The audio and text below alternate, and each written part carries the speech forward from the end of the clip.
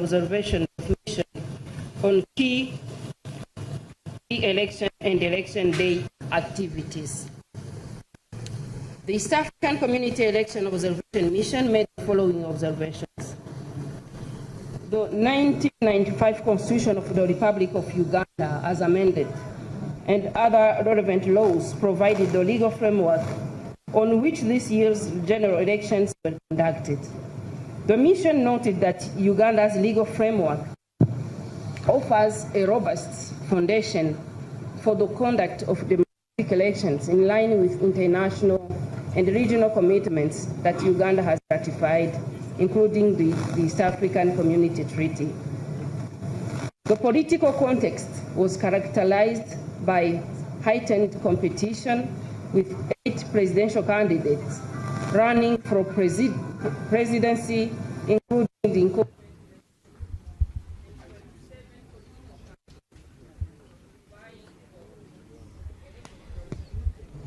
at presidential, parliamentary, and all municipal elections. This reflects rising public interest in governance, broadening political space, and voter choice. The mission further noted that there were several petitions arising out of the political party primaries and several unsuccessful aspirants opting to run as independent candidates. Although these provided voters a wider spectrum of candidates to choose from, it points to internal weaknesses in intra-party, including ineffective dispute resolution mechanism. The electoral environment has been largely peaceful and conducive for the conduct of elections. Electoral campaigns were mostly calm and peaceful. The mission noted that Uganda has a legal and a regulatory framework on political party financing whose objective is to enhance fairness and integrity of the political parties. However, the mission noted that the law does not provide for campaign financing to cater for campaign expenditure so as to ensure a level playing field during electoral process. The mission commends the effort by the Electoral Commission regarding preparation and management of the 2026 general elections and the systematic stakeholders' engagement throughout the electoral process, including briefing international observers on the preparedness and the overall conduct of the elections. The Electoral Commission published a comprehensive roadmap as early as August 2023, covering electoral activities, including demarcation of electoral areas, updates and display of the voters' register, and the nomination of candidates. The mission notes that the National Voters Register had 21,681,491 registered voters, which reflects a laudable 70% increase from 18,103,603 in the 2021 general elections. The mission noted that 53% of the registered voters are female, which demonstrates commendable women participation in the country's electoral process. The mission noted some concerns raised with regard to the high number of candidates denominated by the Electoral Commission after previously being validly nominated, candidates declared unopposed, and appeals arising out of nominations and denominations process lodged before the courts a few days to the election day. There is need to streamline the procedures and timeline for these processes to minimize confusion and enhance credibility and public trust in the electoral process. The mission recognizes the active role played by civil society organizations in civic and voter education and election observation. The mission commends peace initiatives led by the Uganda Human Rights Commission and the Interreligious Council of Uganda, which culminated in the signing of a peace pledge towards peaceful, inclusive, and accountable electoral process. The mission noted that the law provides for equal coverage of candidates by state-owned media. Generally, media offered extensive coverage of the electoral process and were also essential in dissemination of voter information to encourage meaningful participation in the elections. The mission noted that although there was no female presidential candidate or disaggregated data on female candidates, youth, and persons with disability, political participation of women is promoted through district women representatives in Parliament. Inclusivity is further enhanced in Parliament through special interest groups elections, together with youth, workers, persons with disability, and UPDF. The mission noted that on 30th January 2026, the Uganda Communications Commission issued a directive suspending public internet access, which had a direct impact on the compilation and analysis of field reports from our observers.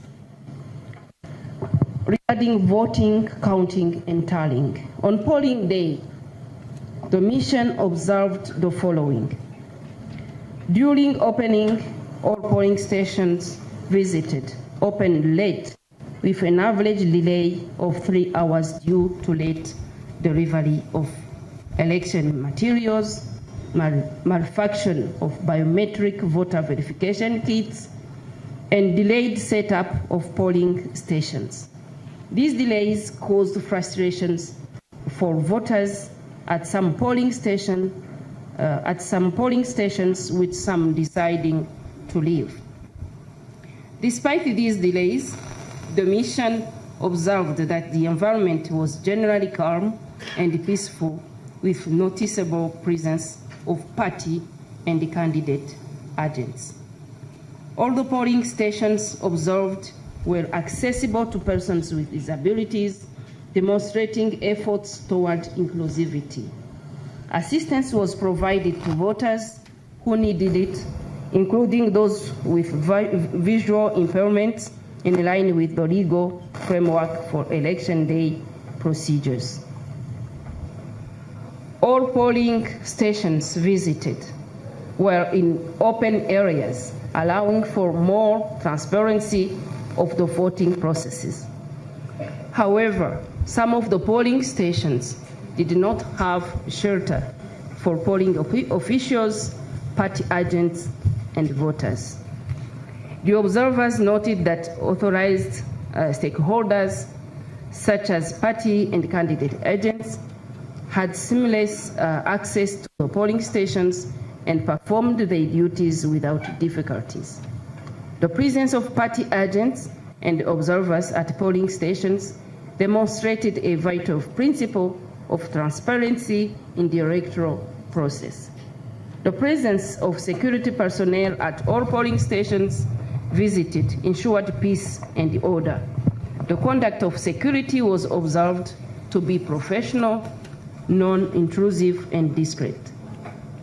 Identification of registered voters was conducted transparently and confirmed by party and candidate agents who had copies of the voters' registry at each polling station. Voting proceeded uninterrupted in all the polling stations visited throughout the day. The mission observed that most of the polling stations had queues with an average of 50 to 100 voters. An average of 5 polling officials were deployed in all polling stations visited. There was a commendable gender balance, with at least 50% women constituting the election personnel. The polling officials demonstrated professionalism and handled election duties with knowledge and understanding of the procedures, a reflection of adequate training by the Electoral Commission.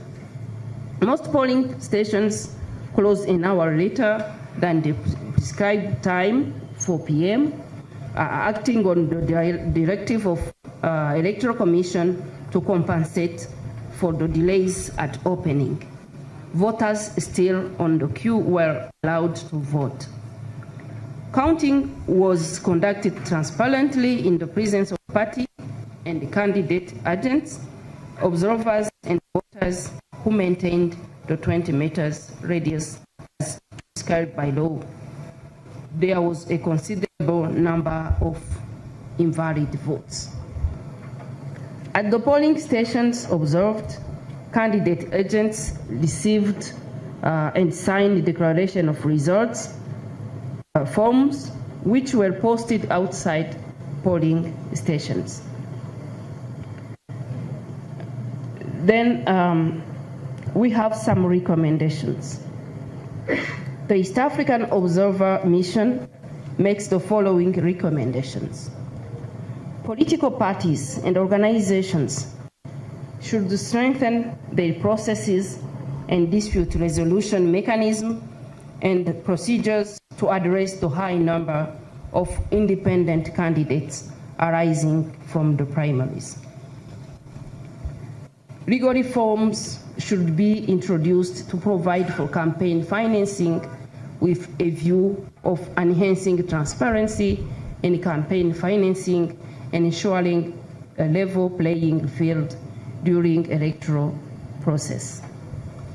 The Electoral Commission should endeavor to publish disaggregated data indicating the number of female and youth candidates in each election to inform public policy and advocacy. The Electoral Commission should enhance voter education to minimize the number of invalid votes in future elections. The Electoral Commission should provide shelter for polling officers, party and candidate agents, and voters at polling stations, and make use of school buildings or other public buildings not in use during the election period.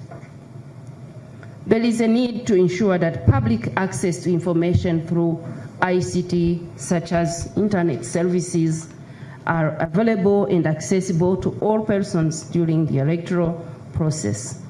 Measures should be put in place to balance security concerns with the benefits of public access to internet services. The Electoral Commission needs to minimize cases of denomination of candidates by enhancing mechanisms for verification of requirements before nomination.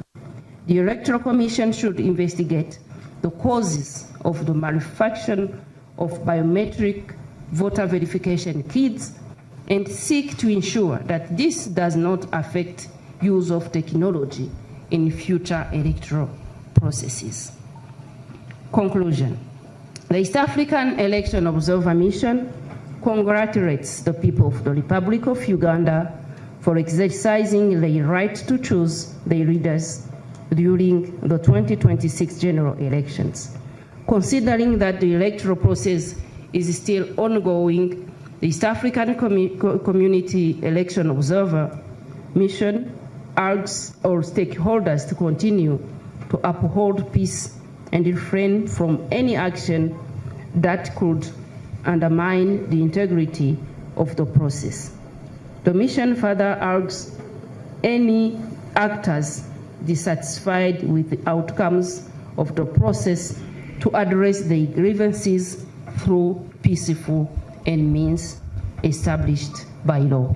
I thank you very much.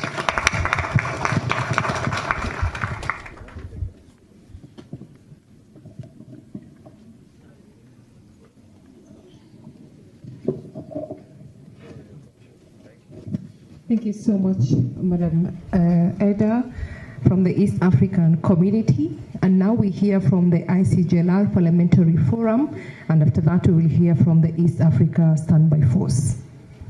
Thank you. Your Excellency, former Republican President of the Federal Republic of Nigeria, heads of mission, honorable members of parliament, ambassadors and diplomats present, distinguished delegates, members of the press, ladies and gentlemen. We are extremely honored to present the preliminary statement of the Forum of Parliaments of Member States of the International Conference on the Great Lakes region, which is based on the observations made by our electoral observation mission during the general elections in the Republic of Uganda, held on the 15th January 2026. Our sincere gratitude goes to the people and government of the Republic of Uganda for their warm hospitality accorded to us since our arrival. The deployment of the short-term election observer mission underscores our dedication to uphold the principles of Article 6 of the International Conference on the Great Lakes Region Pact on security, stability, and development in the Great Lakes region, with particular emphasis on the protocol on democracy and good governance. Furthermore, our observation mission is a response to the generosity invitation extended to the forum by the government of the Republic of Uganda. Distinguished guests, ladies and gentlemen, in person to foster a culture of democratic governance in the Great Lakes region, we deployed 21 observers from the member states of the forum, namely the Republic of Kenya, the United Republic of Tanzania, the Republic of Zambia, and the General Secretariat headed by me, Moses Moyo, as the head of mission. Given that the Republic of Uganda is a member state of the forum, we consider it significantly honored to be among the international observation groups accredited to observe the 2026 general elections. Ladies and gentlemen, let me summarize the electoral observation activities that we carried in run-up to the January 15th general elections, in accordance with our mandate as follows. In order to ascertain the state of preparation and preparedness towards the January 15th general elections, the Forum of Parliaments of the International Conference on the Great Lakes region conducted a pre-election analysis. Upon arrival in Kampala, the observers participated in a comprehensive briefing and orientation on the 9th January 2026 before being deployed in areas of responsibility. In order to increase public awareness about the presence and mandate of the mission, upon arrival, we officially issued arrival statement on the 9th of January 2026 at the regional training facility in Munyoyi. The mission met electoral stakeholders such as the Center for Policy Analysis, briefing by the Electoral Commission, members of the press, heads of mission of international observer groups, and members of the diplomatic corps accredited to the Republic of Uganda. The engagement meetings were aimed at understanding the state of preparation and preparedness towards holding the January 15 general elections. The observers were subsequently deployed in teams of 4 to observe the polling proceedings in Kampala Central, Kampala East, Kampala West, and Kampala North. Distinguished guests, ladies and gentlemen, our pre-election analysis of the 2026 general elections in the Republic of Uganda reviewed the following. The Electoral Commission developed a roadmap for the 2026 general elections, which was implemented in a phased manner. The mission noted that the Commission carried out all planned activities under the roadmap as scheduled. In line with the international, regional, and national framework, the mission conducted civil and voter education in collaboration with key electoral stakeholders such as civil society and the media, among others, to ensure that all eligible citizens understand the purpose, procedure, and significance of the elections. The mission also noted that the Electoral Commission utilized the digital platforms such as X, formerly Twitter, Facebook, Instagram, and WhatsApp, which are increasingly important in engaging with the youths. This intervention helped in providing real-time interaction and prompt response to inquiries. The mission commends the Electoral Commission for integration of physical identification features on the biometric voter verification kit in addition to the use of the thumbprint.